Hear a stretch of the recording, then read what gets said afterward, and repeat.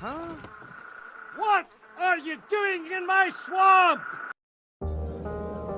Hello everybody, this is Ogre Boy, and I'm going to be doing my review for the 2011 movie Scream 4. So, this movie picks up 15 years after the events of the first movie, and Sydney has written a book and is on a book tour, and her last stop is Woodsboro, and when she arrives in town, a new ghost face also emerges and starts killing students from Woodsboro High.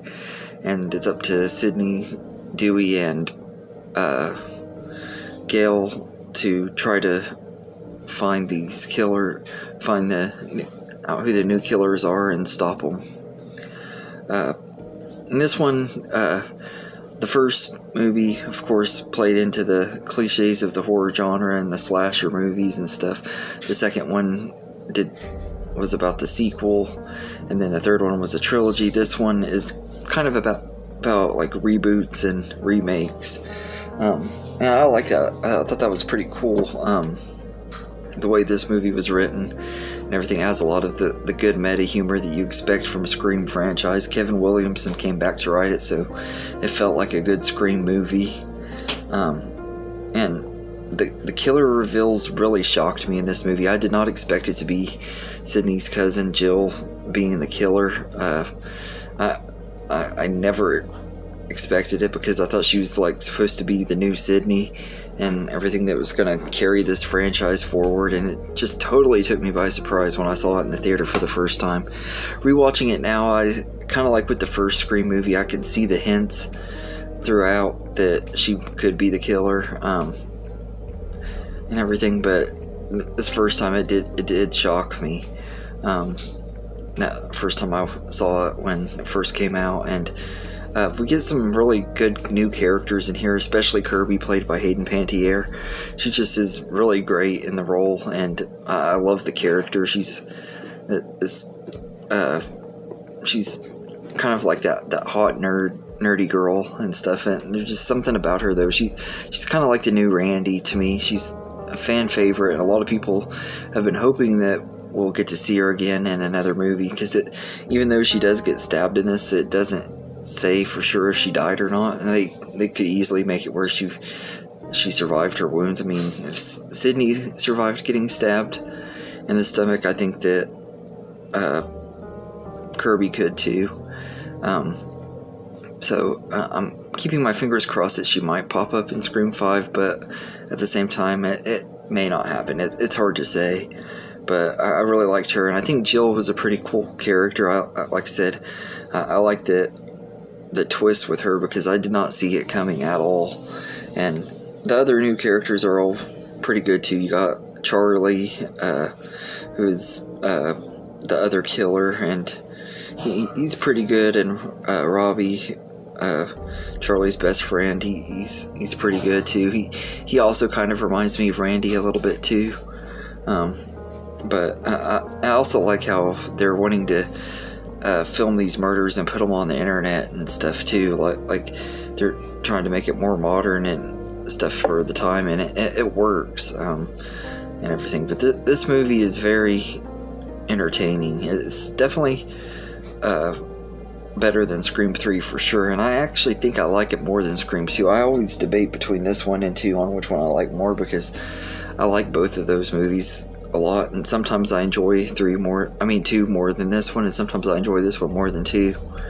But I still really liked it. My biggest complaint, like as far as like characters and stuff go though, is Gail is still really annoying. I think she's very annoying in this movie. She's married to Dewey now, and she just keeps trying to get into the investigation and stuff. She's poking around and being nosy, and she just kind of gets on my nerves, and she's like the whiny wife that doesn't like her husband's success and stuff. I don't like the way they relegated her in this, and I've never been a big fan of the Dewey and Gail relationship. I just don't think that they really work as a couple. Everything, like the first 2 movies, or first 3 movies really, they're on and off again. They're broken up by the end of them, and then they're back together by the end. This one, they're not broken up, but they're married, and they don't act like they really care about each other as much in this one, I noticed. But also, I feel like Gale should have died at that party. Like, that was kind of a missed opportunity. I mean, it's one thing about this franchise is none of the three leads ever die in this franchise, so it makes it feel like there's never any stakes.